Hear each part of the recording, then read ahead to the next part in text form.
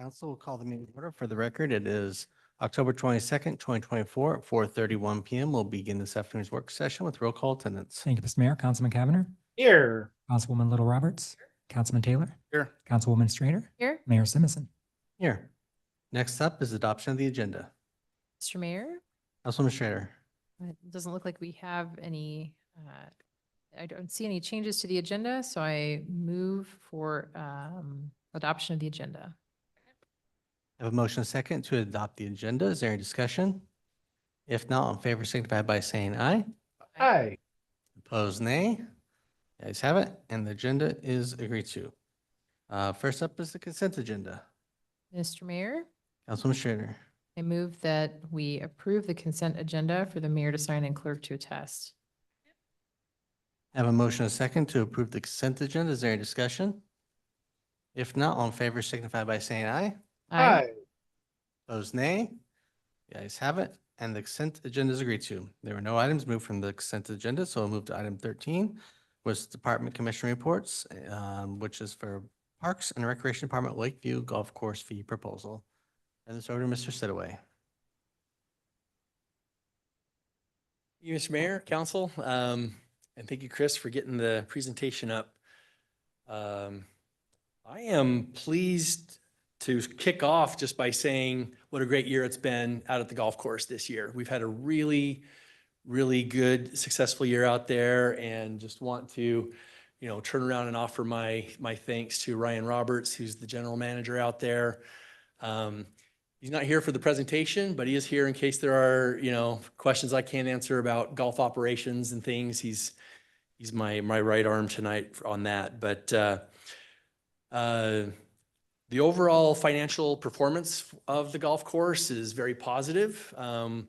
If you look at just the operational expenses and revenues and not the capital, which is an important caveat because they would exclude things like the clubhouse renovation, things like that. But we made almost $300,000 in profit out there, 280,000 to be specific. And the total rounds played are up more than 15% from 42,000 rounds last year to 48,631 rounds this past year, fiscal year 24. So that's a fiscal year number as opposed to a calendar year number.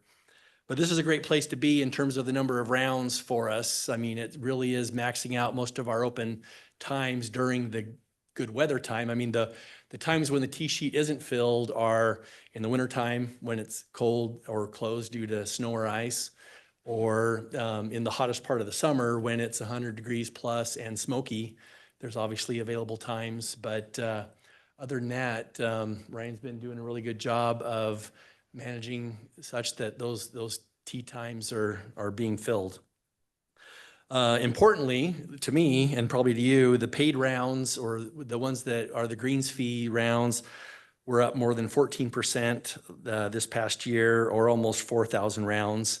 The specific number was 3,995, but those rounds are up.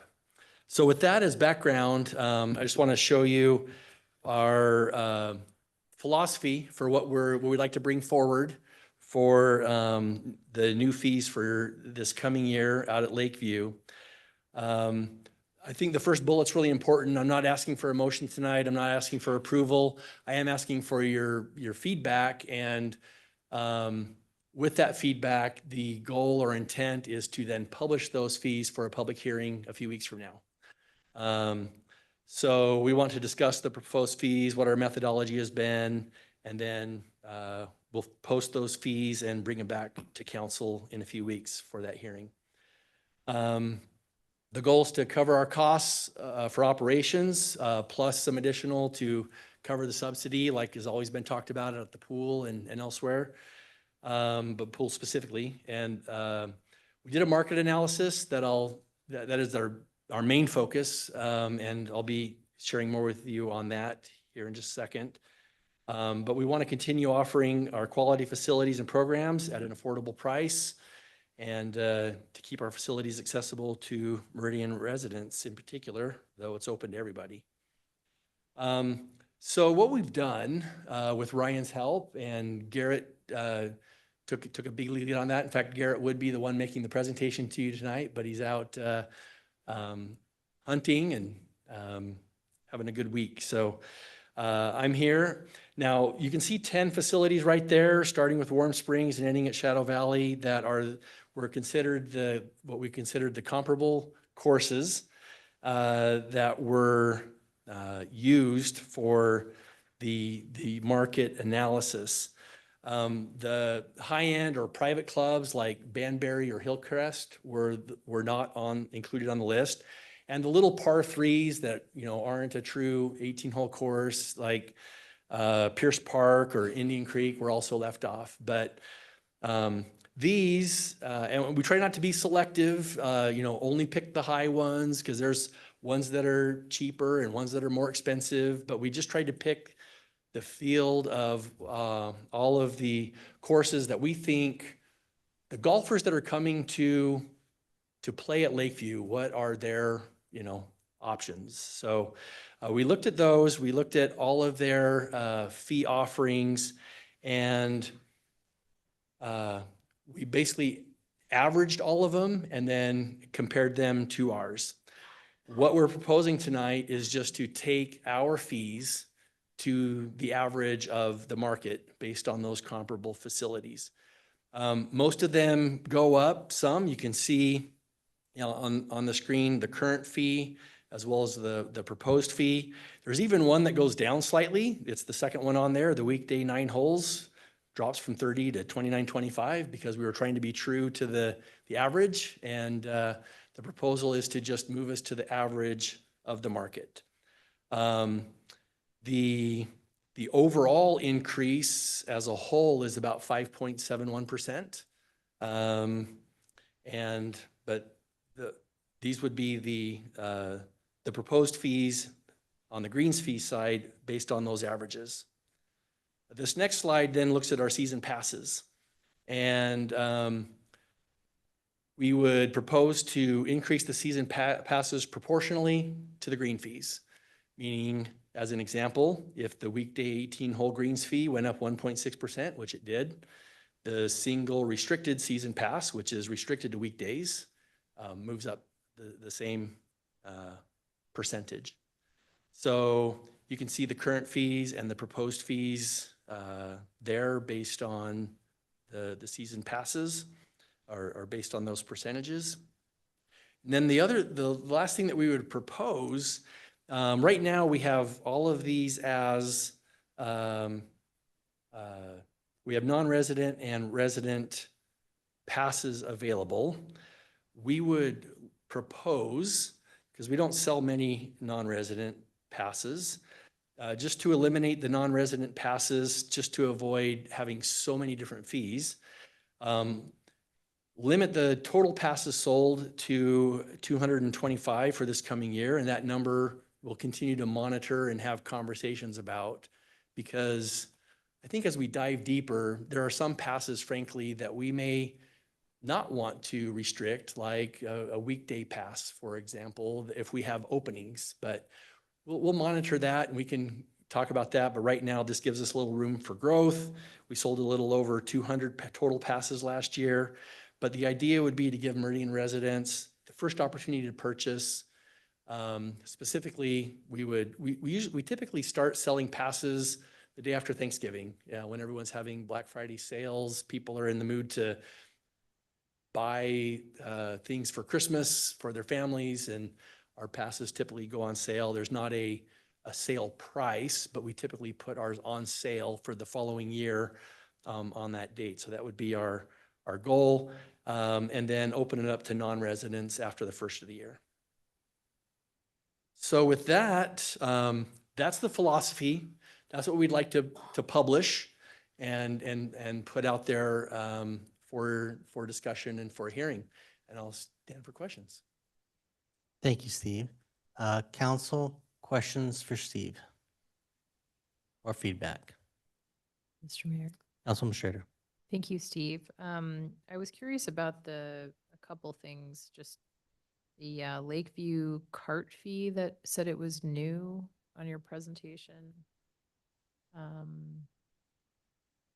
You could See. explain, yeah, oh, last slide that you were on, actually, the previous slide. That Oh. one or this one? Yep, yeah, it's like the third, yeah, thank you, Councilwoman Little Roberts, yeah, the third row down. I was just surprised that this is a new, just help me understand this fee, I guess. Yes, and I may have Ryan come up and help me with this, but I think I understand the basics, which Okay. is what we have today are two types of these fees. One is we have a cart fee to come out once and Okay. rent a cart for your round. That, we already have that, and I don't think that one's proposing to change at all, right? We also have a fee where you can bring your own cart and drive it on the course. But what Ryan's been getting multiple requests for is, I'd like a season pass fee to rent a cart for the season. Is that correct? Correct. Okay. Mr. Mayor, Councilman Schrader. and just not being a huge golfer, on my bucket list, one day I'll get to that when I'm retired or something, but help me understand. So do we have enough golf carts? Like, my concern with moving to that model would just be you need to make sure season pass holders then have carts available for when they show up to golf. So do we have any constraints around the number of carts, and how are you sort of thinking through that? And step up to the mic, Ryan. All right, good question, thank you. No, I don't see a problem with it. Basically, when they come out, we have enough carts, we've got 54 carts. It's just an option for people to be able to use Lakeview's cart whenever they come and pay an annual fee for that. Okay. So you're not worried about like an oversubscription of carts in a single day? Is the amount of carts related to the amount of rounds of golf that could theoretically happen at any time? I'm sorry, I apologize. No, that's- It's really going down a rabbit hole. No, that's okay. No, I don't see it a problem. I'd like to try it out this year and see how it goes and come back with an analysis but I don't see an issue with those running out of carts. Okay. In theory, if they were to golf, they'd be renting a golf cart anyways. Mhm. I mean, I've only walked 18 holes once in my life, and that was 2 weeks ago, and I don't recommend it.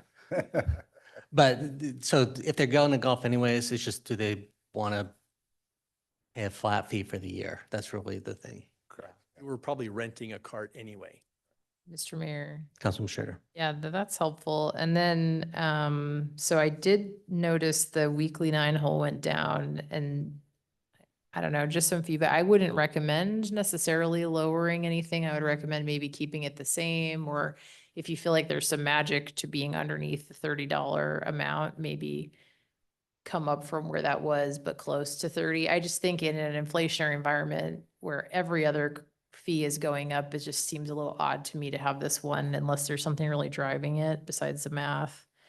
So I don't know, I guess my feedback is, yeah, I think this makes some good sense. I think it makes sense to try to do this market analysis that you did. I think that's a good approach to any kind of fee setting. I do think if we feel like it's important to offer to our Meridian residents first, I think that makes sense. I just think managing the messaging around that so that there isn't confusion that I don't want non-residents to think they can't golf there. So I guess that's my initial feedback. Thank you. Mr. Mayor, Councilman Taylor. Steve and Ryan, thank you. Couple of questions. One kind of just on Councilwoman Schrader's comment about fees. Some of the price points, I know it's kind of driven by a formula, but they're kind of funny, like $34.15 or some kind of, does it make sense to just round them off? So that because as a consumer, it just. So seems yes, strange. if you look at, we did round them off so that when taxes added, they come to a Oh. round number. Okay, So they're a funny number as the base fee so that they are a round number when taxes added. Because we do see that people just wish it was a round number that with tax, your number is X. And when we've looked across the valley, there is some variation. Some have, but most have round numbers when the tax is added, not round numbers before tax. So, Mr. Mayor, if I can just add a number of follow-up questions here. Is that how you'll display it on the website? The fee is the round number, so it's not kind of the strange numbers. Is that how you plan to kind of market it? Yes, yes. Okay. And the other idea behind it too is when people come and check in, it's a lot easier for the staff to memorize pricing and say, it's $34, it's not $32.58. Yeah, so like when I call and say, how much does it cost for a Twilight? It's, right, okay. Yeah. My next question would be, do you know the number of, in our sort of competing or similar courses, how many season passes they sell? Is that kind of a metric you ever shoot for? Is that kind of irrelevant, or do we even care? I do not know the number. We just have the prices. Do you happen to know the number? There's some courses that are starting to limit them to like 100 or 150 based on a certain season pass. I see some difference of them all. So there's a little variation. Some courses are not limiting at all, but some are starting to move towards that with season passes. But just to clarify myself, if I may, that'd be 100 on like a specific one, like one that allows weekend play, not 100 between all. Correct. Because that would be a lot different than our, 225. Everything. But that's why I think as we monitor this and manage it, we may want to come back and say, these 5, we don't want to limit at all, but these 5, we want to limit. But I think that's for a future year, not this year. Yeah, and that was kind of my follow-up is, do we want to limit them at some point? And I see the sort of, at some point you want people who are paying, and obviously a season pass is great because there's some economies of scale with you're getting a better benefit hopefully, but I don't understand the limit. Do we know what that number should be? Is it 100, 150, 300? Do we have any sense for that? We know we sold over 200 this last year combined, right? And that's been right in the sweet spot. I have a love-hate relationship with the idea of limiting them at all. In fact, I went to Robert and said, hey, I'm a little worried about the season passes out, taking space away from our greens fee players, which is where the money is really made and it helps keep the course profitable. At the same time, it's important to continue having those pass holders because people they love them and rely on them. And there's a lot of regulars that buy them every year. And so I went back to him and said, hey, I think we need to limit them. And then I went back to him and said, hey, I think maybe we don't want to limit them. And that what we decided was, let's set a number that we're comfortable with because we need to get the word out that this isn't just unlimited forever. There is a finite number of these that we would sell. We're not up against that wall yet, but there would be a point where we wouldn't want to sell anymore. I mean, do you want to characterize that any different, Mayor? No, I think you've characterized it fine. I didn't hear any number yet, but one of the questions I asked Steve is like, on average, how many rounds does someone that buys a pass play? Yeah, tracking some of that information so we have a better idea about what the value is. Is it break even? Is it a huge advantage? Is it a huge disadvantage? Because there's sometimes where selling a season pass makes you a lot of money because no one uses it. And there's sometimes where selling a season pass means that you turn it like bogus basin. You got to turn away day people and they can't go up there and take advantage of it and you lose that revenue. So eventually it will be a business decision, I think, for the city to how do we, based on our philosophy. But that's why we kind of went back and, yes, I asked Steve to keep it in after, because like, I didn't bring this up. You guys brought it to me. Let's at least take it to council and get their feedback on it. And so that's why it's here. I talked to Councilman Whitlock about it before he left. He agreed to leave it in again, because everyone who got one last year can get one this year under this scenario and track moving forward what type of rounds people are playing off of the passes and make an informed decision maybe the next year or two about do we need to make changes or limit some or not limit some. Yeah, and I think that I would agree with that. I think we want it to be accessible as much as possible. But I think we just kind of need to figure out what that number is and kind of play with that. And to your point, I have a family season pass at Bogus and I intend to fully make them basically pay me to show up because I'm gonna show up so much. Um, so, but you know, if we want to make sure we're having people come and that they're paying and paying for the services, I agree with that. But I do want there to be a sense that it's very friendly, open, accessible. You know, if there's a business decision to limit it, I can support that. I think I understand why we would do that. But probably, in my mind, it would be a few years of like looking at the data and the numbers to make an informed decision. And I would think, you know, if the trend continues where the rounds of golf are increasing, you know, that data is going to be really helpful to look at over time to help make an informed decision. So I think that does make some sense. My last question, and then maybe just comment a little bit. You know, we put a lot of money into the facilities, making it nice. We have some more investments with bathrooms and things coming. How much of some of the increase in rounds do you attribute to like people wanting to be out there versus, you know, how much marketing do we do? How many other programs do you do to try to, you know, incentivize kids and families and stuff to come kind of golf there? I'll turn it over to Ryan, but I'll just say anecdotally, I believe a lot of it has to do with the improvements that are made out there. It's a more attractive course, but Ryan? Yeah, that has a lot to do with it. Also, the junior programs, we're bringing a lot of families in from our junior programs and what we do out there. A lot of those junior programs, parents are buying season passes. We've had kids, you know, we've seen go to high school that have been coming there for as long as I've been there, you know, 6+ years. So that's how we get more people coming out there. So it's a combination of junior programs, lots of great tournaments, great facility, great staff, great place to come. Yeah, and Mr. Mayor, I'll just, one last, Councilman Taylor. giving you a lot of my money because my kids have the youth on course pass. So I'm always going out there and paying my full green fees. And I'm like, man, maybe I would just get a pass. But so anyway, it's first time I golfed at Lakeview was probably 6 or 7 years ago, and I didn't go back for a while.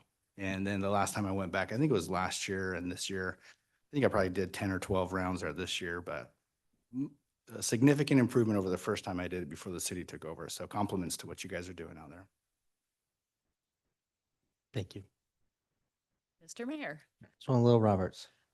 no questions, but since I already called Ryan and asked my questions, that were just kind of helping me figure out what they were working on, and just great job with the course. I think you're right on target with the price increases. I think people are prepared for it, watching all the work that's been put into it. So kudos to you, the team, everybody involved. So my Councilman- question is, is there general agreement to publish the fees as shown on here? Do we, as a group, do we want to not reduce the one that reduces? Or do we notice it this way and make that decision in a few weeks? Any feedback on whether to publish them as is or make any changes before we publish? Mr. Mayor? Councilman Taylor. Just looking at it now that you've explained how you factored in the sales tax, on the one that you mentioned, it went down. The current fee is $31.80. The proposed fee would be $31. I mean, I actually like the fact that you're kind of rounding it off. I think that's makes it easier to talk about what it costs. Excuse me. So I'm personally comfortable with what you have. I do have one more question I didn't ask before. I think seems like Lakeview's position as a family-friendly course. It's a place to learn the game so that when you're good enough, you can go to Banbury and it doesn't, you know, it's not so painful to pay those fees. You know, at some point, you know, where do the fees kind of top out where you don't want to go beyond that, where you're starting to make it kind of like, it's kind of hard. I mean, if I take my 2 kids, my wife and myself, we golf and we rent a cart, it's still pretty expensive. But I do think it's important to like, I like that Lakeview is viewed as sort of that family friendly, like getting people into the game and learning it. It's a great way to spend time. I guess maybe you don't have to answer this question. My suggestion is that we strive for that as we look at the next few years to make sure that it's still family friendly, because there's plenty of expensive golf courses and I don't want it to be the cheapest. Because I want it to be a nice course to play on, but I, you know, just my feedback in terms of when we're looking at fee structures. And I'm happy to take that one just from a, You know, our goal has been with the bringing on the pool and the golf course to have offset costs so that operationally the two net out as zero.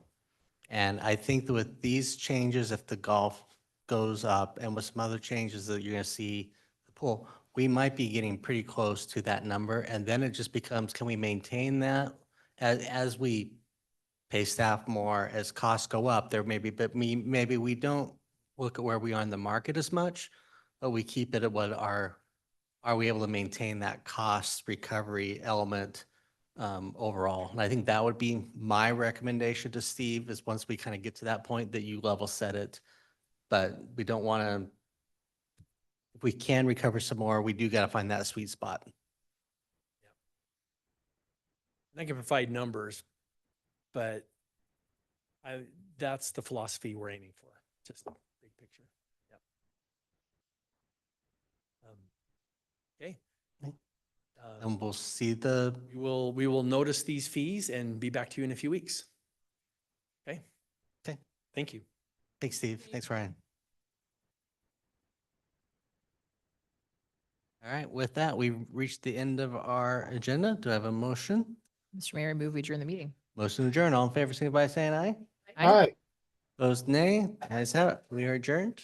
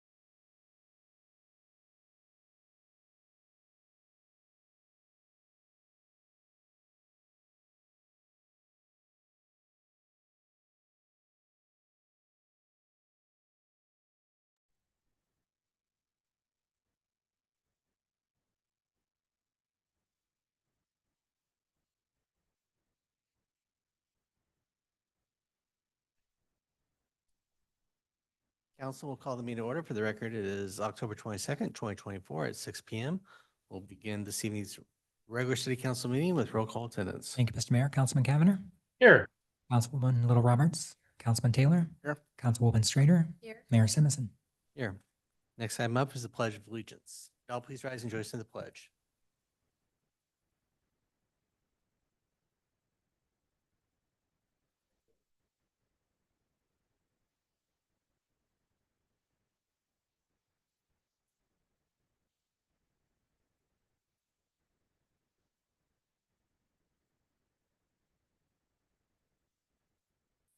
Tonight's communication will be delivered by Chris Howell. Chris, if you'd like to come forward, and if those in the audience would like to join us in the community invocation or take this as a moment of silence and reflection. And if you can speak into the microphone.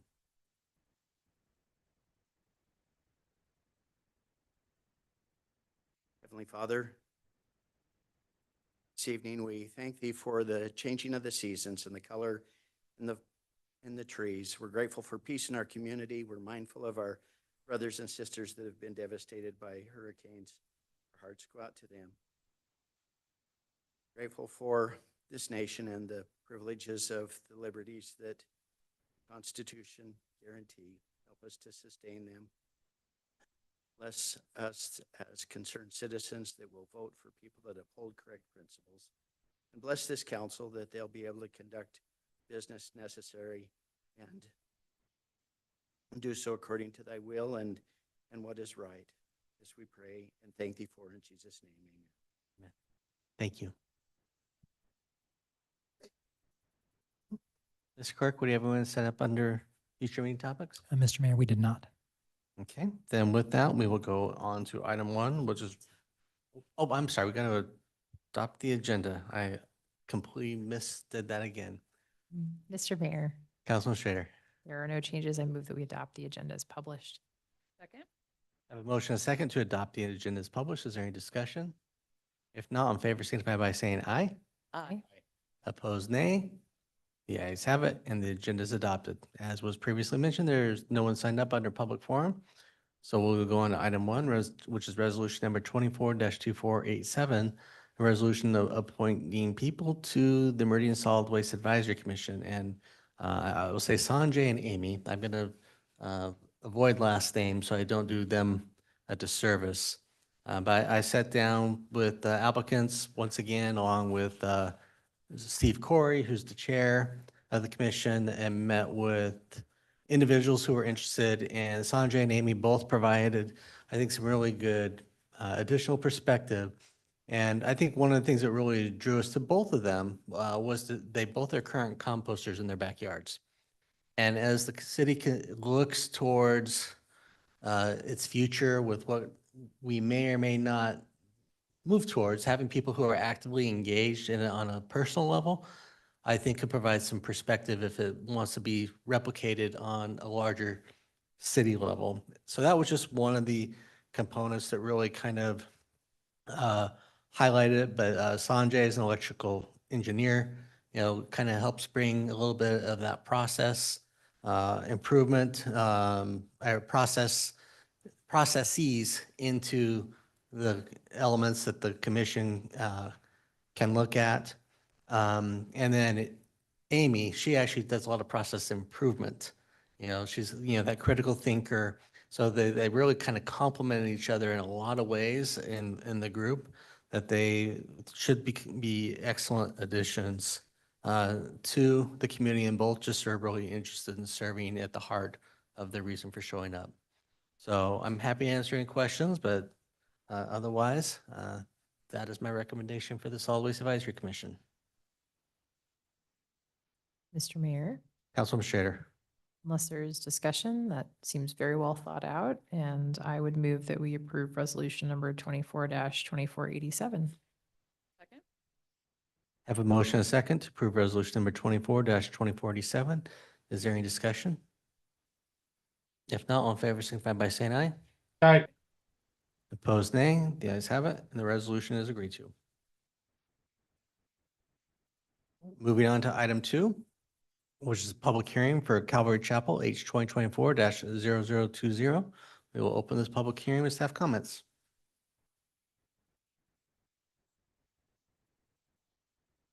Thank you, Mr. Mayor, members of the council. First application before you tonight is a request for a rezone. This site consists of 8.41 acres of land. It's zoned IL, light industrial, and is located at 3600 West Nellis Drive. A little history on this property. This property is part of the larger McNellis subdivision that was annexed back in 2004 with a development agreement and a preliminary plat. A final plat was later approved and recorded that included this property as Lot 4, Block 2, McNellis subdivision. The development agreement was later amended in 2011. A conditional use was approved in 2018 for a church use in the IL zoning district on the subject property. A certificate of zoning compliance and design review application was approved in 2020 for a 2-story church on this site, as approved with the conditional use permit. A subsequent certificate of zoning compliance and design review application was approved earlier this year for additional structures on the east side of the church to be used for youth and adult ministry, and an office and a storage building at the northwest corner of the site. The comprehensive plan future land use map designation for this property is mixed use non-residential. The applicant is requesting a rezone of 8.41 acres of land from the IL light industrial to the CC community business zoning district as shown on the exhibit on the left. No new development is proposed with this application. The applicant has been operating a private education institution, i.e. a Christian school for pre-kindergarten through 11th grade, out of the existing church and plans to move it to the new buildings east of the church in the future once they're constructed. Eventually, once funds are raised, a new school is planned for construction in the area to the west of the existing church. The existing IL zoning district prohibits private education institutions. The proposed CC district will accommodate the church use as well as the private education institution and is consistent with the underlying future land use map designation of mixed use non-residential for the property. As a provision of the proposed rezone, staff recommends a new development agreement for the subject property that accommodates the proposed CC zoning and the church and private education institution uses. The new development agreement will only be for this property, and the property will no longer be subject to the existing development agreement and addendum for McNellis subdivision. Written testimony was received from Scott Harrell, Calvary Chapel, and that's the applicant. They are in agreement with the staff report. At the commission hearing, the commission recommended approval of the rezone. Troy Drake, Calvary Chapel, the applicant, testified in favor. There was no one testifying in opposition or commenting on the application. There was a letter of testimony, as I mentioned, submitted from Scott Harrell, the applicant, in agreement with the staff report. The commission did not have any changes to the staff recommendation on that. Staff will stand for any questions. Thank you, Sonia. Council, any questions for staff? Is the applicant here?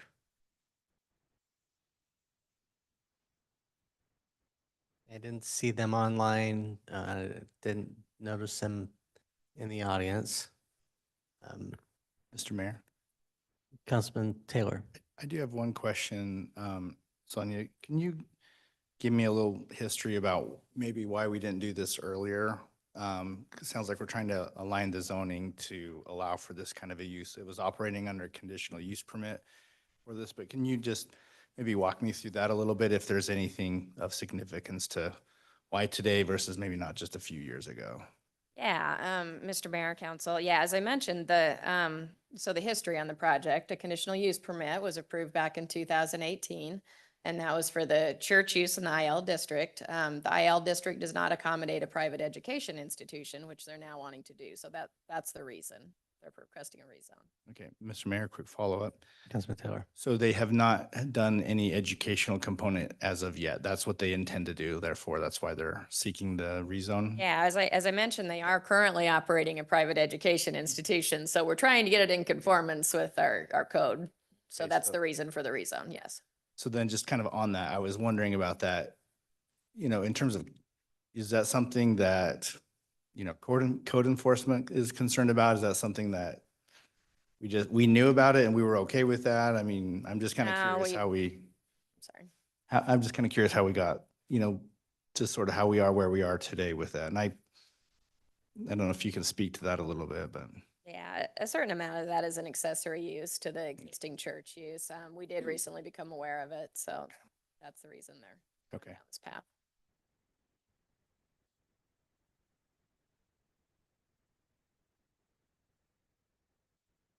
So council, the applicant is not here. Obviously, they provided testimony previously on this topic. Do you have a preference on how you would like to proceed, knowing that they are not present? And obviously, Pastor Drake is no stranger to this council because he comes here often, so I'm sure there's a pretty good reason why he's not here. Because he likes to come and help us kick off our meetings quite often.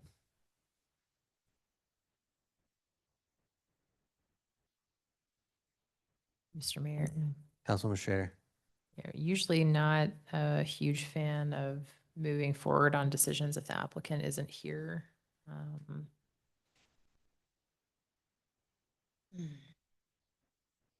In this instance, I'm kind of tempted to maybe make an exception, but there was kind of a discussion in planning and zoning that this was a little bit somewhat administrative in nature. I think there's an argument for that. But I mean, it is an important change. I don't have a huge number of concerns, but I kind of want to hear from my fellow council members, their opinion about it. It is pretty unusual for us, at least in the time that I've been here, to take action when the applicant is not present. Yeah. Mr. Mayor. Councilman Taylor. Yeah, as I was reviewing this, it felt like just some cleanup, administrative. I asked my questions about how we kind of ended up where we are, and it just seems like we're just trying to get everything aligned properly. So, unless the applicant had something he wanted to share that we needed to hear, I'm probably fine with moving forward because, like I said, it doesn't seem like any substantial decisions other than aligning everything the way it's supposed to. So I'm probably okay with that if the rest of council is too.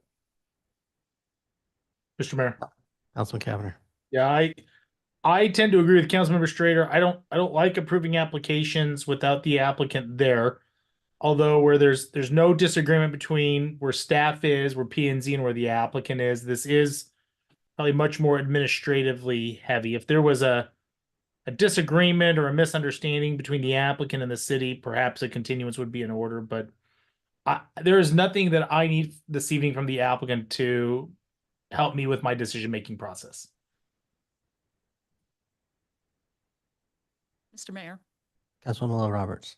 Mr. Mayor, I tend to concur, since it does seem more administrative and cleanup to make sure that they're operating as they should. And the fact that we have no opposition, I am comfortable moving forward with this. Okay.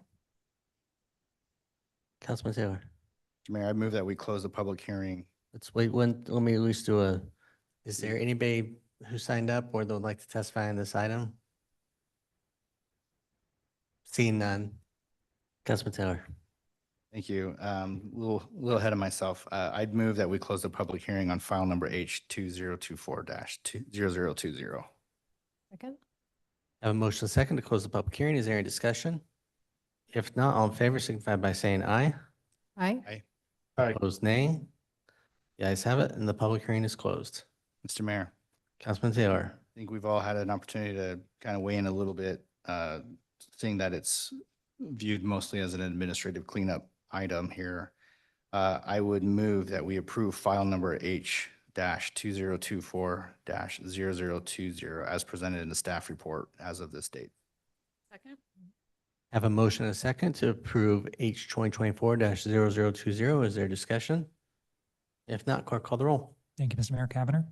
Aye. Little Roberts. Aye. Taylor. Aye. Strader. Aye. All ayes, motion carries, and is agreed to.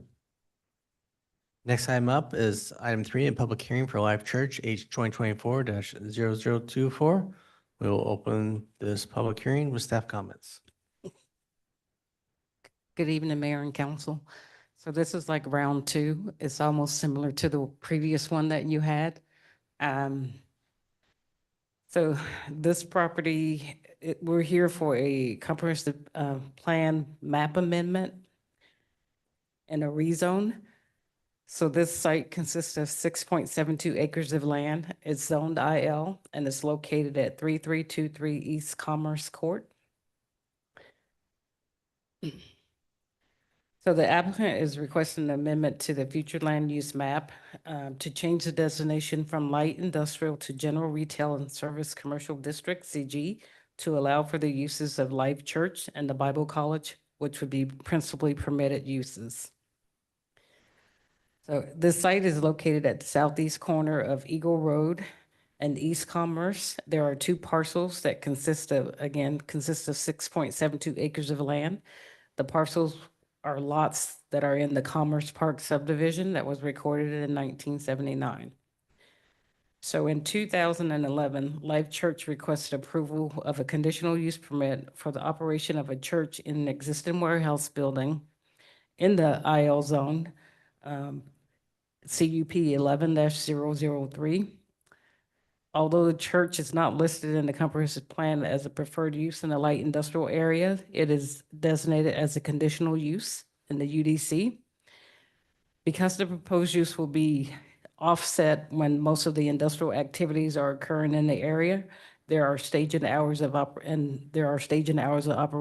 Staff believe the church activities would not interfere with the adjacent uses.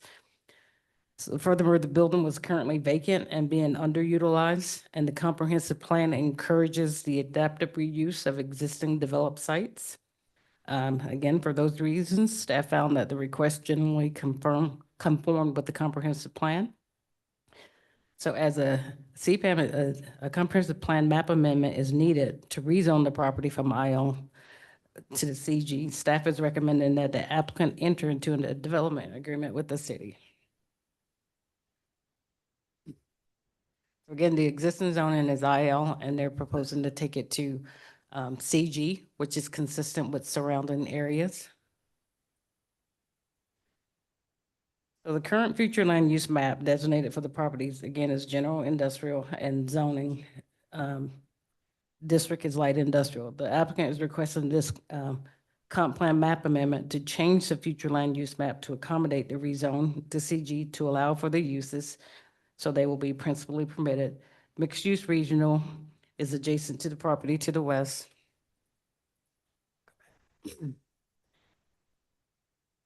And commercial is adjacent to the south and southwest.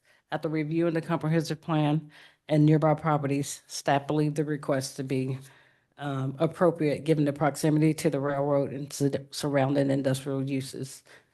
So additionally, the commercial flume designation, which already exists to the south of the property, further supports this recommendation.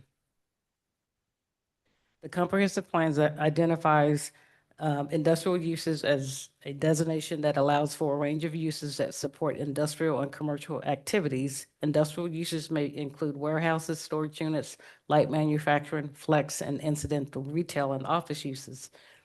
So commercial land uses are identified as a designation that will provide a full range of commercial uses to serve area residents and visitors. Desired uses may include retail, restaurants, personal and professional service, offices, as well as appropriate public and quasi-public uses. Multifamily residentials may be allowed in some cases, but should be careful to promote high-quality life through thoughtful site design, connectivity, and amenities.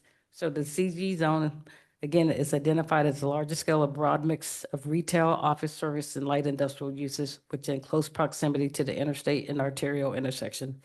So when we analyzed the comp plan, we felt that the request fit in that with alignment with the existing uses, compatibility, and planning goals, site design, and community impact. Again, given the proximity to the railroad, the surrounding industrial area, and the existing commercial zoning to the south and northwest, staff finds that the requested commercial designation of CG is more appropriate for this location. This design aligns with the existing and desired land uses and supports the continuation and expansion of the church and Bible school. So this is their conceptual plan. This is the existing church, and this is the expansion they are proposing.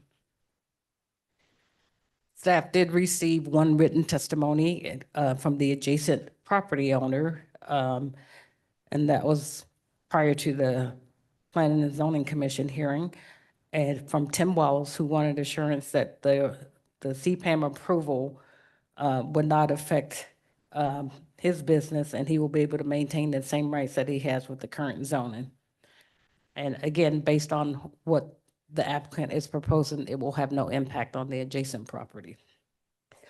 Commission recommended approval for this and with no changes to staff's recommendation.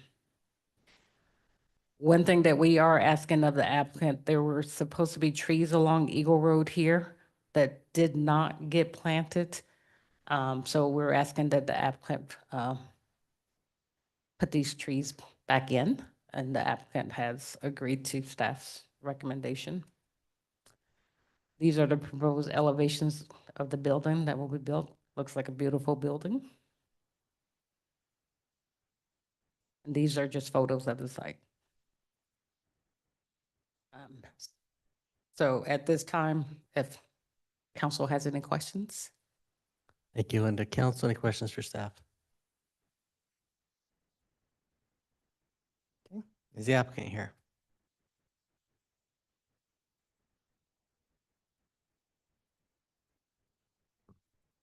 Good evening, Mr. Mayor, members of council. My name is Tamara Thompson. I'm with the Land Group. Our offices are at 462 East Shore Drive in Eagle. I'm here tonight representing Life Church, and with me here is also Pastor Wade Moore with the church, should you have additional questions that I can't answer of church operations.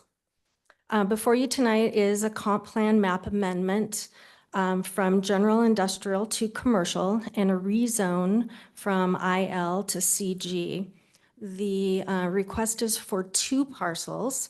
4.22 acres is where the existing church is located, and then they have an adjacent parcel that's 2.5 acres.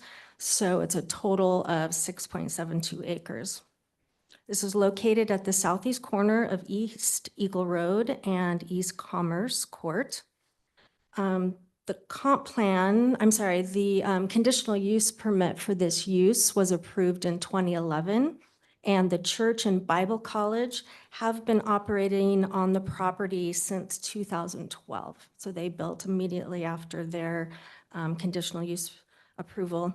And then just to clarify, the Bible college, just to give you a little bit of details on that, it operates roughly 10.5 hours per week. They have classes Tuesday, Wednesdays, and Thursdays. There's 85 students, and their hours are 9 a.m. to 11:50 a.m. And then on one day a week, they come back from 6:30 to 9:20 p.m. So very much off hours. The Bible College is not proposing to expand. Oh, and just back to that, they go to classes from mid-September to mid-April is all. So it's not a year-round operation either. So again, the Bible College is not proposing to expand. The church, however, is flourishing and wishes to expand its building and parking lot and services to better support the community to that eastern parcel.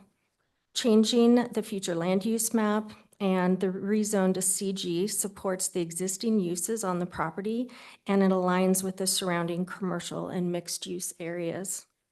We've read the staff report, and we agree with staff's analysis and the recommended conditions of approval, and we respectfully request your approval tonight. And we're here for questions, should you have any.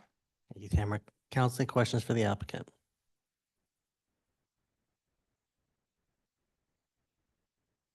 Mr. Mayor, Councilwoman Schrader. maybe just a quick explanation on the trees. I was trying to track that.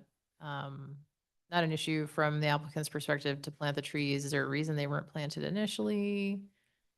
Mr. Fell through the Mayor, cracks. Councilperson Schrader, I don't have a good answer for that. I did look on Google Earth, you know how you can use the little timeline thing? And it looks like the trees were there initially, and then around 2014, they mysteriously disappeared, so I don't know.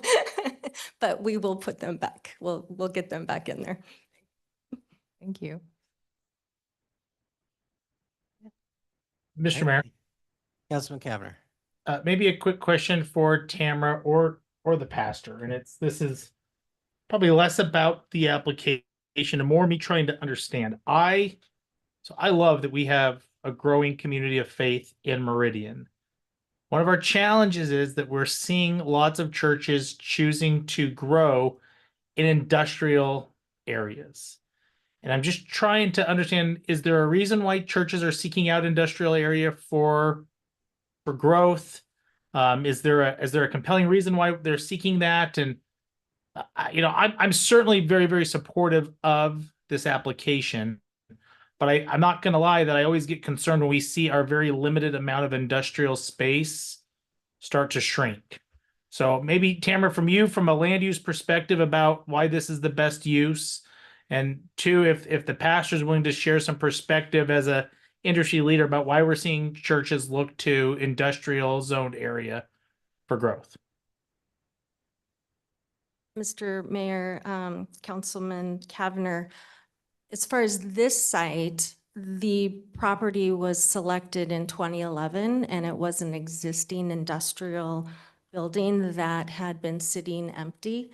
And so they saw that opportunity to be able to backfill something that that was sitting empty. Do you have anything else? I'll see if the pastor wants to elaborate on that.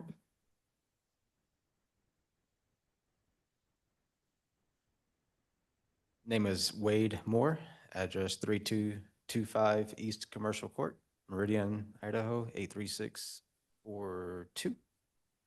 Mr. Mayor, Councilman, I'm not the senior pastor, so I can do my best to kind of help answer how I can. I came to Life Church from Texas in 2013 as a regular congregant. I came on pastoral staff in 2019. So I've been on pastoral staff since 2019. To kind of speak to the best way I can to answer the question that was proposed, is that we weren't I can speak for Life Church. It wasn't a intentional, we want industrial ground for this reason. Like Ms. Tamara shared, speaking with Pastor Mark Bohr, who is the senior pastor, speaking with him as kind of how all this played out in 2011, 2012. It was a building that was available for some time or vacant. At the time, Life Church was about 400 to 500 people. 400 probably is a better number. So it wasn't, the building was way too big for the size of the church at the time. And here's where we are today, is like, okay, we've outgrown this facility, and now we're looking to expand because we have outgrown the facility. So it wasn't an intentional, hey, we want industrial to do this. It just so happened to work out this way. And I can't speak for other churches as to what they're doing or not doing. So hope that brings a little clarity. Was the best I can. Thank you.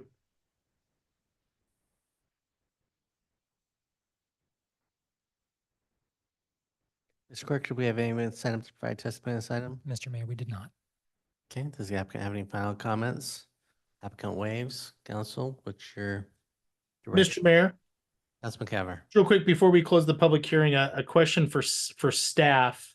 The council received one piece of written testimony which inquired about I think an adjacent property owner wanting to maintain their use and zoning. I know we all know the answer to that question. I'm just making sure that either the clerk's office or the planning department circled back with that neighbor and answered their question. Mayor, Council.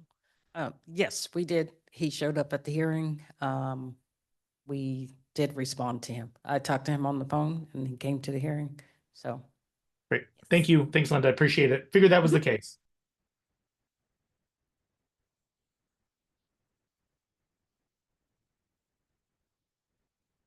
Mr. Mayor, Councilman Taylor. move that we close the public testimony. Second? Motion and a second to close the public hearing. Is there any discussion? If not, all in favor, signify by saying aye. Aye. Opposed, nay. The ayes have it, and the public hearing is closed. Mr. Mayor, Councilman Taylor. I'll just make a couple of comments. It seems, interesting observation by Councilman Cavanagh. I've noticed that too.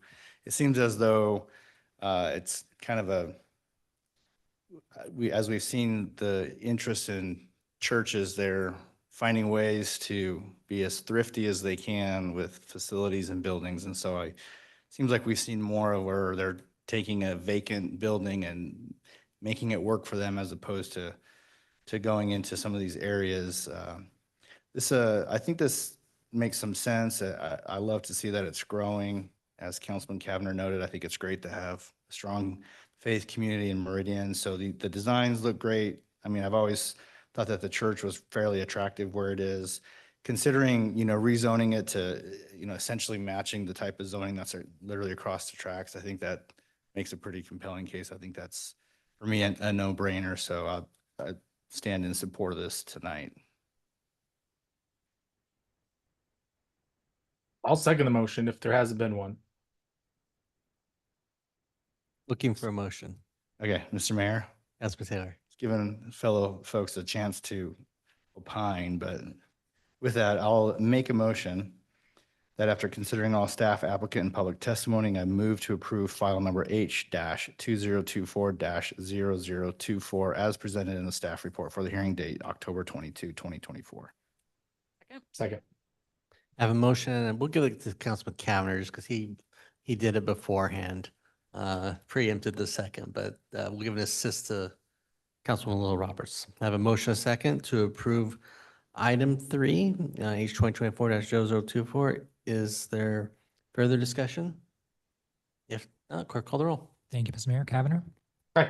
Little Roberts. Taylor. Aye. Strader. Aye. All ayes, motion carries. The item is agreed to. Okay. With that, we'll move on to item 4, which is public hearing for U-Haul Franklin Building B access, CR 2024-0001. We'll open this public hearing with staff comments.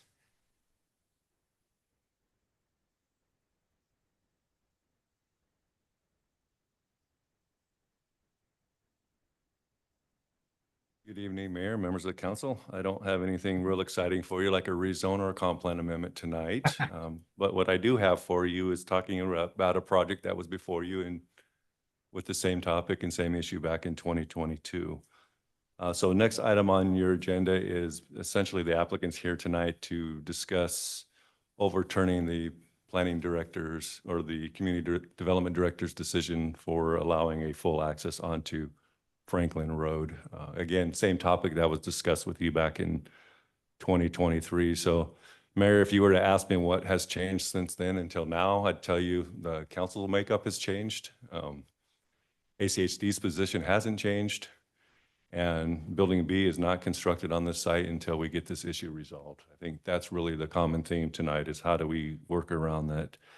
I think the council, so this property is located at 1030 West Franklin Road, and the main access, or at the time when council acted on this application, this access on Franklin here was restricted to emergency access only with a gate. And then the shared access was the primary access to the retail component of the site, if you will. Building B was always planned to be what they call a U-Haul trucks box. You know, if you've ever had your neighbors move out of your neighborhood, they come to your neighborhood and drop off a box, a storage container in your driveway. You load it up, they come pick it up, and then they store for you on their site. So that was the vision for this site, for this property. So after the applicant was denied that full access, they decided not to pursue that building. Since then, they did again submit a new certificate of zoning compliance to go back and try to permit that building again. Staff did approve that permit for them to get under construction with the limitation of that emergency access based on your decision back in 2022, well, actually March 7th, 2023, actually is when you made the decision. So really the difference is here is the time that this came forward, this was a full access for anybody, customers. And now the applicant has been working with ACHD staff to restrict this to the truck box access only. So it will be an access only for those specific deliveries and not necessarily for the customer. With that comes some additional right-of-way improvements that they've proposed that weren't proposed back in 2023 when it was denied. So you can see here, there is a right-hand turn lane into the site.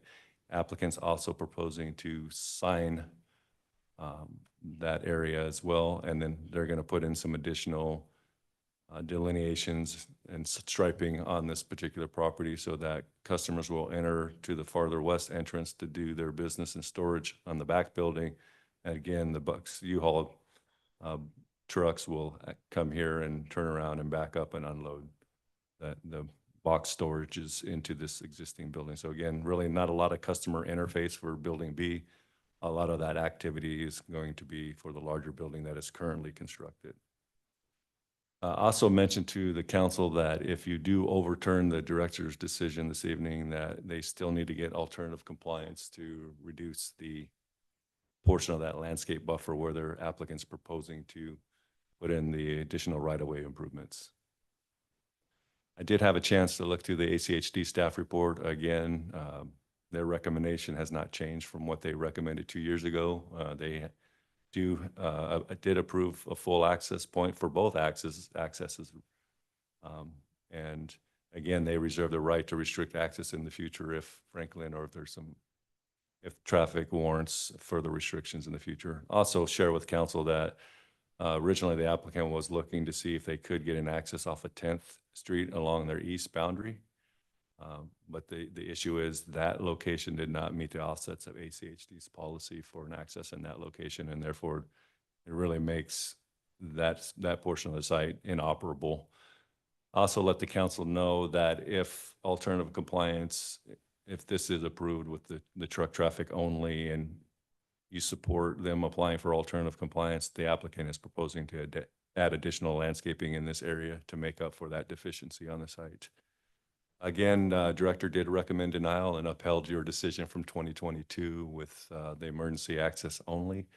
And with that, I'll conclude my presentation and stand for any questions you may have. Thank you, Bill. Council, questions for staff?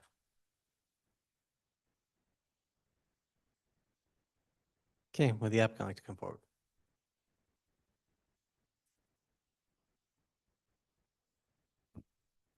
Hi, everybody. Keith Clark, 251 East Front Street in Boise, representing the applicant, and I think Bill's got some slides up here for me. So what we're going to talk about tonight is why the heck are we back and what's different about this time and why it merits the council taking another look. So let me see if I can get that. Oh, thanks, Bill. So you guys have probably seen that this project is underway. As what Bill referenced is the retail portion of the project is open. The use is permitted. Both buildings are permitted uses. The permit for the second building has been reviewed. This thing is ready to go. The only question is this access point. So the building that you can see that's under construction is the one that Bill mentioned is the retail area, and then the U-box area where there would be large trucks delivering these boxes would be on the east side, kind of over there where you see the 8-mile lateral. The 8-mile lateral, as Bill mentioned, pinches the site down, and we do not have access on 10th Street. We only have access on 12th Street. So when the project was originally considered, we were proposing a full access. There was no change proposed to that. That was what the council looked at. So what the council is going to be looking at tonight is something a little bit different. But back then, ACHD did approve the full access.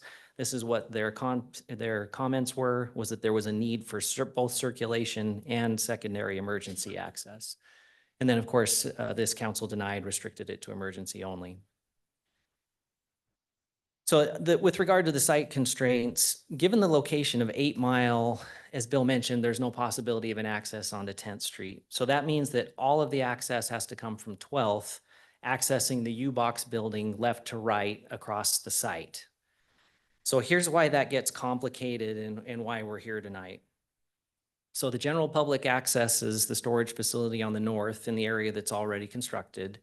The U-Box trucks come across the entirety of it.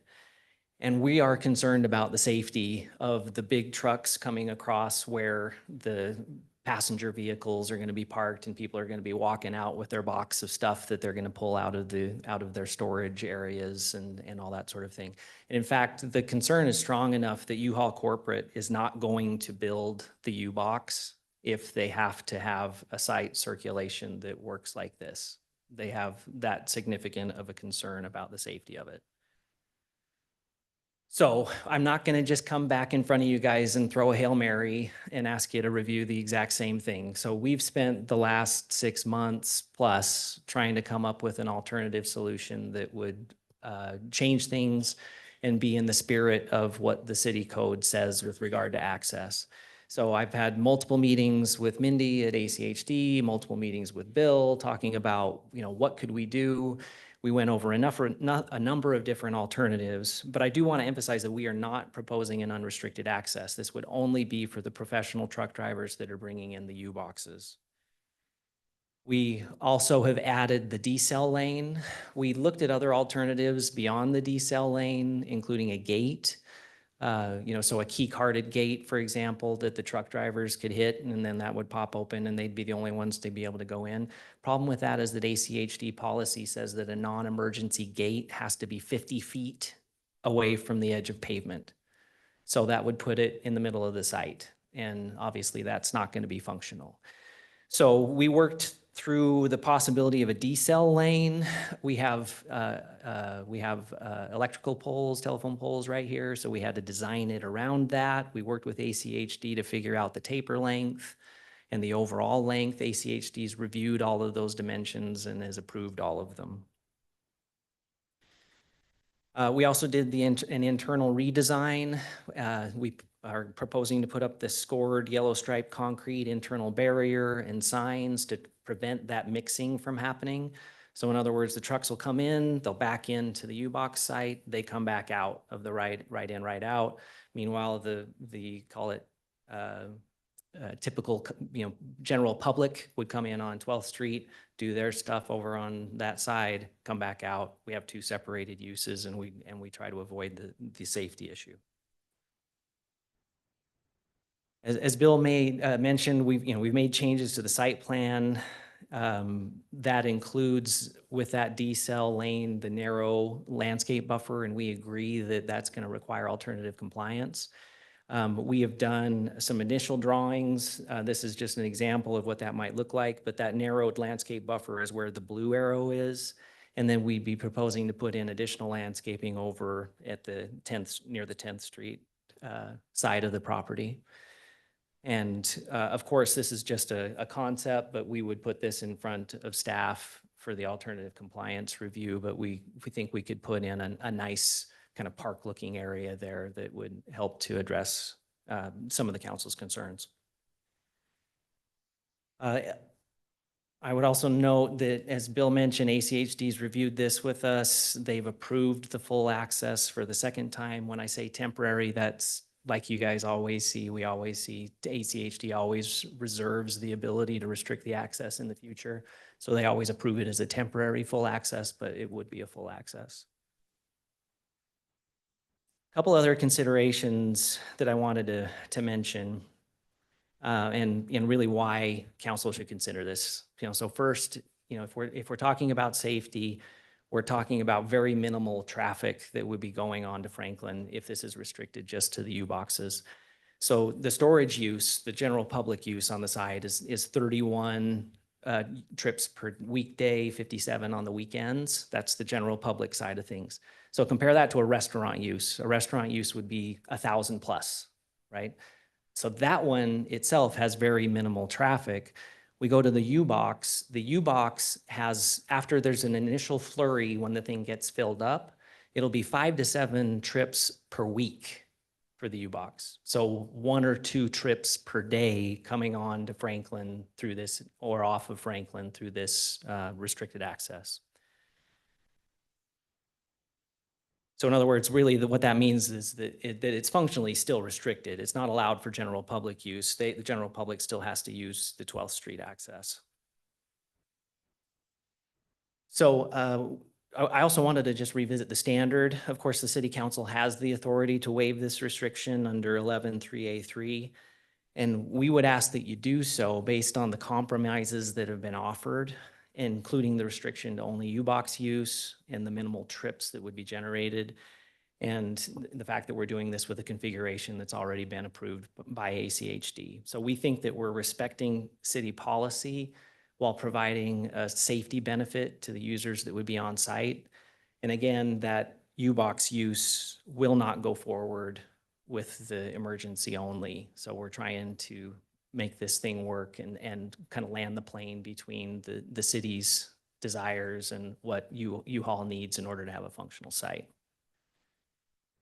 And then I would just mention, you know, this is one of those things that we've tried to go through a bit of an iterative process, working with staff and ACHD to try to come up with a solution that works for everyone. So if council has other concerns, you know, this is not a take it or leave it, you know, proposal. You know, if staff or if council has other concerns, we'd be happy to continue the conversation with staff, try to work this out. Because again, we are trying to salvage that U-Box use for this site. So with that, happy to answer any questions. Thank you, Heath. Mr. Mayor, Councilman Schrader. thank you. Yep. Thanks, Heath. Always good to see you. Mhm. Can you give me an idea of when the U-Box trucks are accessing the site? Is it from 9 to 5? Is it off hours? Like, I don't understand that product very well. If you could just kind of give me a feel for that. Yeah, Councilmember Schrader, you know, I actually have a couple of friends here with me that I forgot to introduce. So Okay. Brett Goulash is our architect, and then Lance Humphreys is with operations. And I think maybe Lance, if you don't mind, is that something you can speak to? Sounds like normal business hours is when they would typically come. Got it. Thank you. Well, I will compliment you. I appreciate that you didn't just come back and ask for the same thing again in light of the concerns that we had. You know, it does feel like it does feel like a compromise in terms of how you all have tried to approach it. And I appreciate the decel lane. I think that could make a big difference. So that's a little feedback so far. I'm still kind of mulling it over and. Okay. Thanks. Mr. Mayor. Councilman Taylor.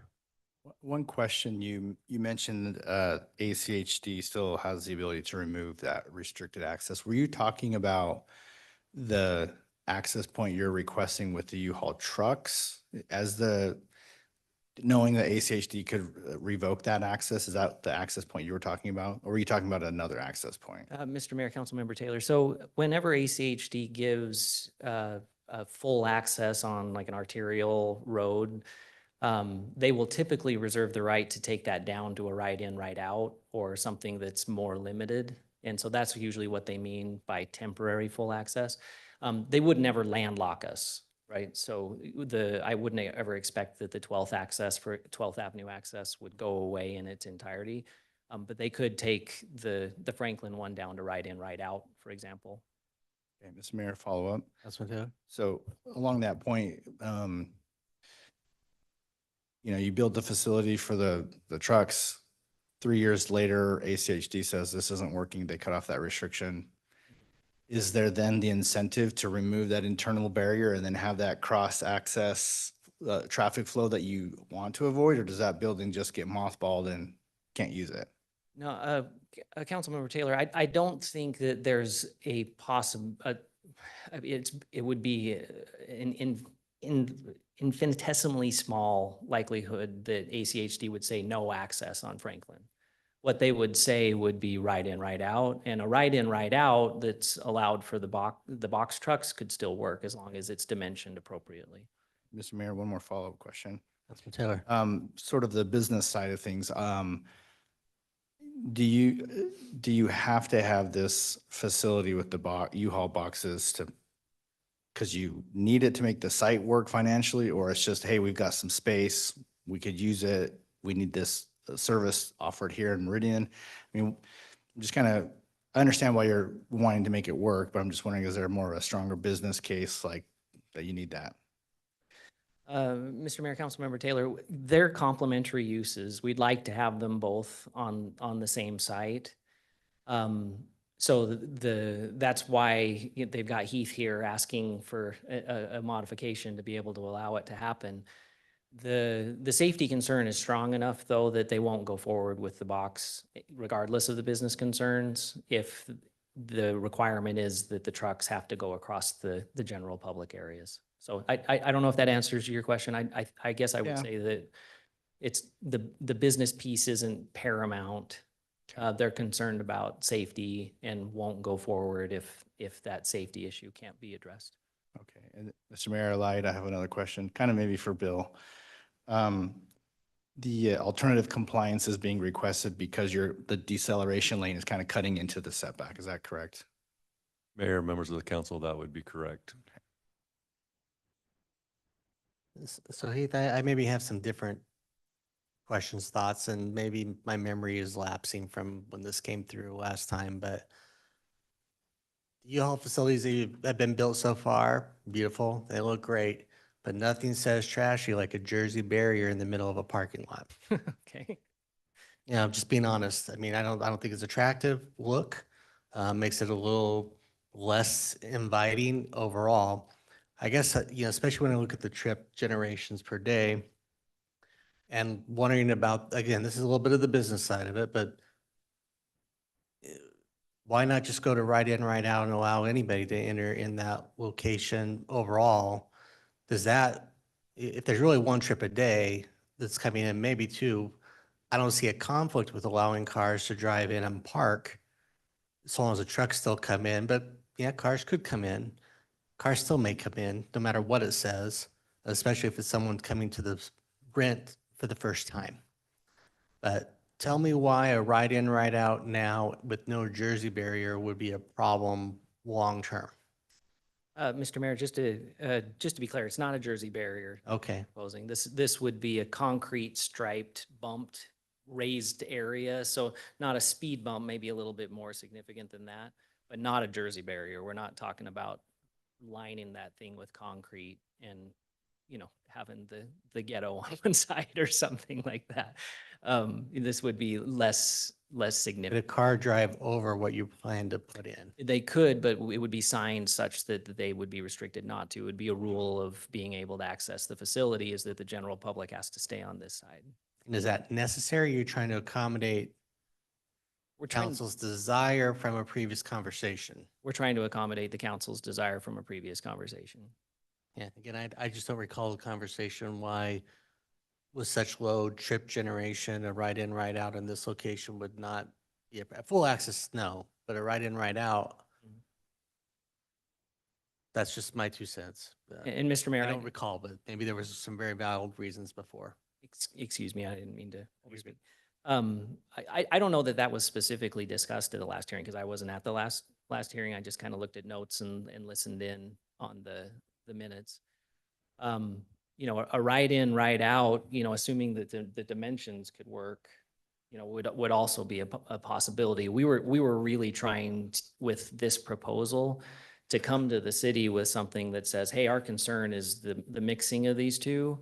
And so we're going to do everything in our power to make sure that that full access is limited to the U boxes. So, you know, if we went overboard by trying to propose some of these things, we're fully willing to scale some of that back, which is why I suggested that maybe this could be a conversation. If there's specific direction from council, we're happy to continue and have a conversation with staff and come back to you with something that's maybe a little more refined to what council's actual concerns are, rather than us trying to guess at them.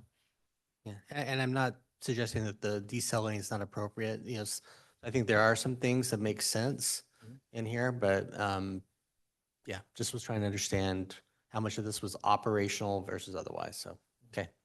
Yeah, the operational point is we want to keep them separate and kind of have the two two areas. And so if there's elements of that that council has concerns about, we're happy to keep talking about it. Mr. Mayor. Councilman Schrader. I think it makes sense for your business plan and it does kind of alleviate a safety concern from what I recall from our conversations. Now granted, they were a couple years ago. I think it was just, it's in such close proximity to that intersection and traffic on Franklin, I think was driving a lot of the decision-making. A question I had, I'm kind of intrigued by this enhanced landscaping in the green space. Might even be like a tiny little pocket park, but is that going to be open for the public to use? Is that kind of what you're expecting? Like, could we put a picnic table out there or something? I'm just kind of wondering what it's going to be used for. I mean, it feels like it has a decent amount of use from a public perspective if you were willing. So kind of, Councilmember Schrader, that's kind of what we were anticipating, because it's, given the dimensions of the 8 Mile lateral and the way it pinches down, it makes that area pretty difficult to use for anything. We can't get an access on the 10th. So yeah, that's something we're more than happy to consider when we do that alternative compliance proposal. thank you. Mr. Mayor? Councilman Taylor. I'm going to follow up on your line of questioning. So you're trying to accommodate city council's previous concerns with putting a barrier there, but that's really, and again, I didn't review the minutes from 2 years ago. I didn't get a chance to kind of dive into that, but you're the ones that are most concerned about that cross traffic. So you have an incentive to prevent that. That's not a requirement city council is putting on you for that. You don't want to see that from a business perspective. Are you capable, or you meaning U-Haul, of enforcing with just some signage or, something that's less of an obstacle, that's not an eyesore? Because it is a very attractive building. I drove by it the other day. It's a very attractive building, I think. Is that something you guys are able to accommodate without putting physical barriers there to kind of separate the two uses? Yeah, Mr. Mayor, Councilmember Bice. So couple responses before I get to that direct one. The meeting minutes at the last hearing didn't really get into a lot of detail as to why council said we don't want it. It was more like, hey, our policy is no full access, see you later, kind of. That's overstating it, but it was not an extended discussion. So, in reading those tea leaves, and looking at the code, the code's primary concern is with safety, right? So the decel lane is probably first and foremost of the things that we've proposed, the thing that addresses the council's concerns from before, right? Because that gets the traffic out of the way, allows those folks to move in. The internal barrier, the rollover barrier, we'll call it, was essentially to try to build on that and show council like, hey, we're serious. Like, this is going to be U-Box only. This is not going to be, something that folks are going to just easily ignore and just come in here and shoot over to the other side. They're going to have to ignore our signs.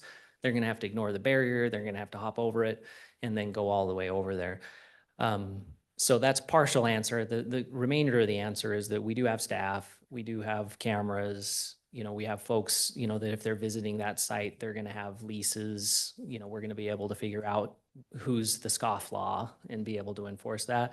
And so, if council's direction is, hey, we don't like this rollover barrier, I think we can still enforce that given what the facility looks like. Mr. Mayor, Councilman Schrader. just curious with this barrier, I mean, it's kind of an interesting feature, not really seeing that much. Are there alternatives that accomplish the same thing, like an island with trees, or like, did you look at kind of other configurations? It is a little bit aesthetically probably a bit jarring to see just like an enormous yellow striped, how high is it off the ground? What is it gonna, It would be what? Speed bump. like a speed bump? Yeah, speed bump.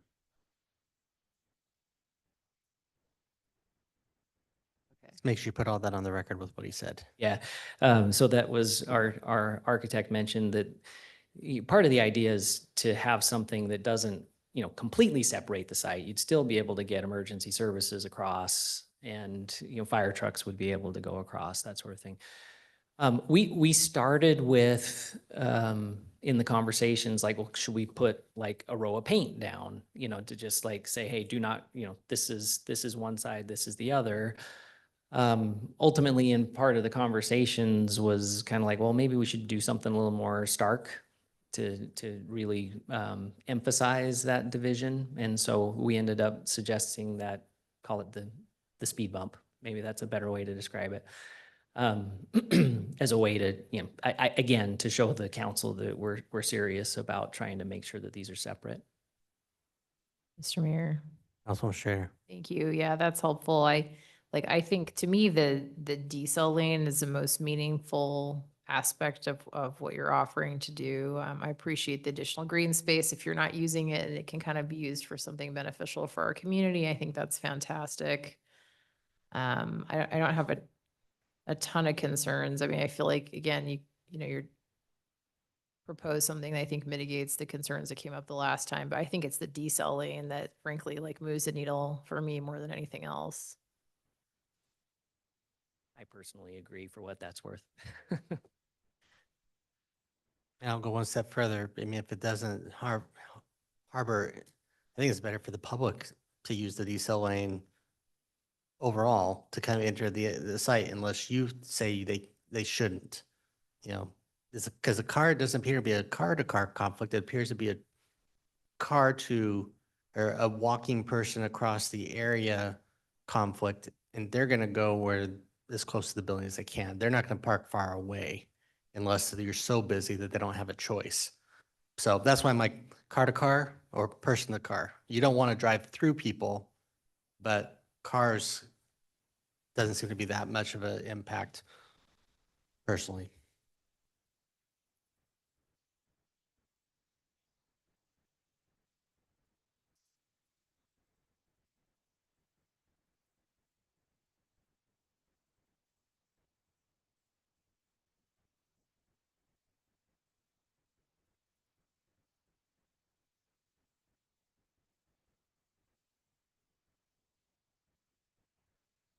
Thanks, Mayor. Sorry to step away there. So yeah, the idea with the concrete barrier again was not concrete barrier. Let me call it a speed bump.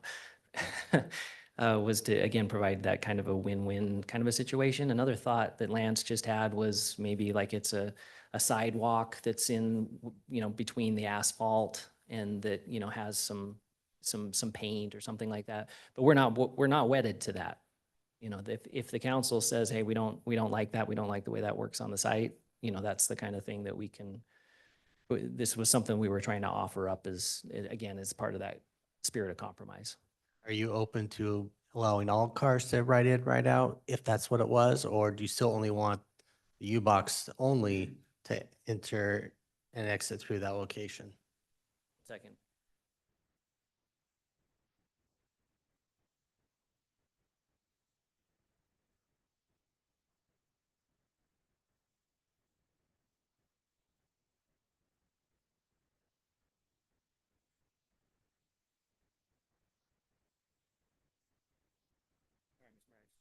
Confirm that actually is something that's pretty, sounds, in speaking with Lance, it's actually something that's pretty typical, is that you may have an entry with a sign that says U-Boxes this direction, general public this direction. And so I think with the mayor's idea, you could guide the U-Boxes off to the right, and send the general public off to the left.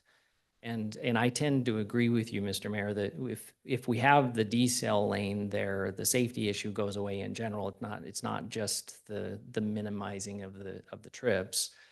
And so if it makes it more convenient for the public without, and for our customers, without imposing a new safety concern, we're more than willing to do that.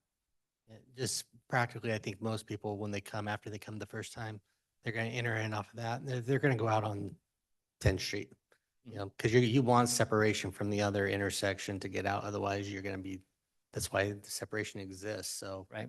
I don't think you're going to get a lot of people going back to exit out that way. Mhm. But decel lanes always seem to be better on 40 miles an hour roads for people Mhm. wanting to make right-hand turns. I totally agree. And the other thing that actually improves on the process is that with the decel lane, one of the things we had to talk to ACHD about is how do you sign that to make sure people don't go into the decel lane and then come back. If it's not restricted to U-Box only, we don't have that concern anymore. So I think, Mr. Mayor, that's actually a really good suggestion. Mr. Mayor. Councilman Taylor. Just make a comment. I've been thinking about this. I actually think if you just restricted it to U-Box trucks only, you're still going to find people using it. And I would not like for them to get in there and kind of feel like they're stuck in there and then have to go out. I actually think you're going to create more conflict. So I'm much more open to, access for everyone with that. Because I think you're accommodating the concerns of safety with that decel lane. I think that is appropriate. But I actually think you might have more of a problem if you restrict it and create any kind of barriers or signage that makes it difficult, because some people will say, oh, I shouldn't be here. I need to go back out. Mhm. So I think I would agree with that. I think that makes sense. And so, from that perspective, what we could do is we could have the decel, you come in, you get to the island, directional signage, U-Boxes this way, general public this way, you throw some paint onto the parking lot, and I think that's a much more easily maintainable and overseen situation. So yeah, I think this is productive. Mr. Mayor. Councilwoman Little Roberts. Mr. Mayor, Heath, thank you so much for being here. Yeah. Having not been here when this came before council on the first time, just sitting here kind of listening and making a lot of notes, I'm much more comfortable. I've been kind of leaning ever since right in, right out has been brought up, that just to me seems the answer, because I don't think you're going to be able to keep the other people out of using that. And so I think you're going to have cars through there anyway. Might as well make it as safe and as convenient as possible. So much more supportive of that. And I think, and maybe Bill could weigh in on this in terms of what, or either of the bills, what detail is needed in terms of direction from the council, and what level of detail, we need to come to either you with or staff. It seems to me that council could direct staff that as long as it checks this box, that box, and the other box, that it could move forward, so we wouldn't have to take up more of your time. But I would defer to either Mr. Neri or Mr. Parsons on that. Mayor, members of the council. Yeah, I do appreciate the discussion tonight too, because this is kind of what Heath and I have been talking about for 6 months or so, and even my conversations with ACHD. Really, the decision before you tonight is whether or not you want to overturn the emergency access. So whether it's right in, right out, full access, that's certainly within your purview and allowed under code through that waiver process. But I think from my vantage point, from what I'm hearing as part of the discussion, is I think it's very clear, if you want to, again, overturn the director's decision or your previous decision for the emergency access, whichever way you want to look at it, I think all we need you to capture is that direct staff to work with the applicant and ACHD on making it right in, right out, putting the striping to wayfinding striping on internal to the site, because ACHD probably won't support that. That public goes this way, the U-Box goes that way, they do the decel lane, and then they work with ACHD on a median on Franklin to restrict that to right in, right out. And then we can process that certificate of zoning compliance and design review. And of course, if Councilwoman Strader wants the public space, the park put in with this picnic area or sitting area, we can certainly look at that as part of their alternative compliance request when that comes in. So that's how I would like to see council make a motion, if you're so inclined to do that. Bill, does it make sense on that? If they're willing to have the Parks Commission weigh in on what might make sense in that area? If there's any recommendations, that whether it be a picnic table, a bike repair stop, any little amenity that, not knowing what's in the master plan in this area, that they might have an opportunity to weigh in if the applicant would be willing to at least hear them out to look at it? Mayor, council, I think that's a great suggestion. We can, I don't know if we need the Parks Commission, but we can certainly meet with Parks and have them weigh in on that and at least coordinate with Barton and the director and see if they can think of an amenity that could serve the public in that area would be fantastic. It's a great idea. All right. I will ask if there's any other questions for the applicant before we see if there's anybody from the public or with the applicant that would like to testify. Council, any additional questions right now? Is there anybody who would like to testify? Seeing none, does the applicant have any final comments? Okay, so council will move it into discussion and action. Mr. Mayor. Councilwoman Schrader. I did have a question for staff really quick. Just, I was curious, so assuming that we were, just from a process perspective, if we were to overturn the director's decision and approve this evening, then they have to go through the alternative compliance process. Can you refresh my memory as to what that process looks like? Absolutely. Mayor, members of the council, so alternative compliance is an administrative application that they submit through the online portal. As part of that review, that they would tell us how they're meeting the findings in the code, being equal to or superior to what code allows. So in this case, by having a larger open space along the street and enhancing that area and working with the city on creating a public amenity there to be used, I think we could probably make that finding. So that would all happen at the same time concurrently with their revision to their site plan based on your action tonight. So it all again happened at staff level. And then we would include that in a staff report with conditions of approval that would run with the land, and the applicant would have to enforce that and comply with that in order to get a building permit. Thank you. Happy to kick off discussion. Councilwoman Schrader. Sure. Yeah, no, I understand the request. Again, and I was part of those discussions the last time, and from what I recall, it was really a concern about the proximity to the intersection. And I think that adding the decel lane does a lot of mitigation to those concerns that came up the last time. So I really want to compliment the applicant for trying to come through with a compromise and trying to address council's concerns. And I think it's, you know, the U-Box traffic is not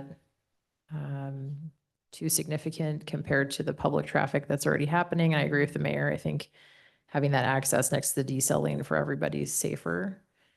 I'm happy to make a motion if people want. Okay. After considering all, Mr. Mayor, I move that we close the public hearing on item 4.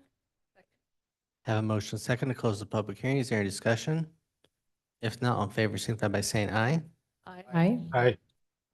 Opposed, nay. As having the public hearing is closed. Mr. Mayor, Councilwoman Schrader.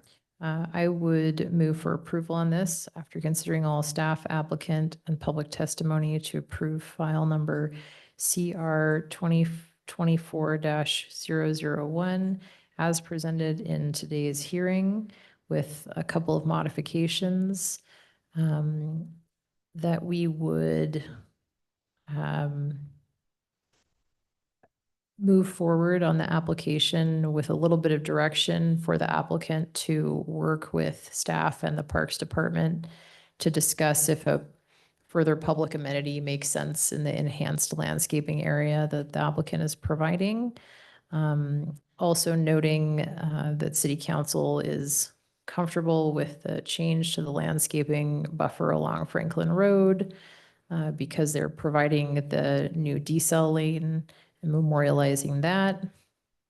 Further, to also further explain that City Council will not require the applicant to provide the raised striped barrier. This access off the decel lane will be open for both the general public and the U-Box storage but with the direction for the applicant to work on wayfinding and striping and appropriate, both signage and appropriate striping in the parking lot to direct traffic in two different ways so that we try to isolate the traffic that's going one direction and the traffic that should be going to the U-Box store.